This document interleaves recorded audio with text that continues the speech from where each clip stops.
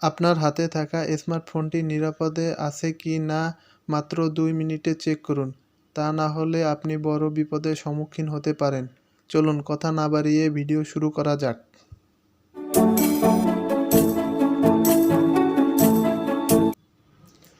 শুরুতেই আমি প্লে স্টোরে চলে গেলাম। প্লে স্টোরে চলে যাওয়ার পরে এইখান থেকে আমার অ্যাকাউন্টে যে লোগো আছে এটার উপর একটা ক্লিক করি। ক্লিক দেওয়ার পরে প্লে প্রোটেক্ট নামের যে একটা অপশন আছে ওইটার উপর একটা ক্লিক দেই। ক্লিক করার পরে এইখানে দেখা যাচ্ছে সবুজ সংকেত, একটা টিক মার্ক, এর নিচে লেখা আছে স্ক্যান। এটার উপর একটা ক্লিক করব। স্ক্যান করার পরে যদি কোনো ক্ষতিকর অ্যাপ পাওয়া যায় তাহলে প্লে স্টোর আমাকে জানাবে। আমার ফোনে কোনো ক্ষতিকর অ্যাপ নেই।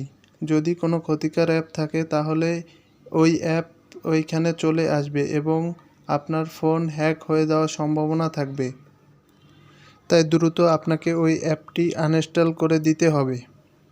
ধন্যবাদ। লাইক, কমেন্ট, শেয়ার করে পাশে থাকবেন। দেখা হবে নতুন কোনো ভিডিও নিয়ে।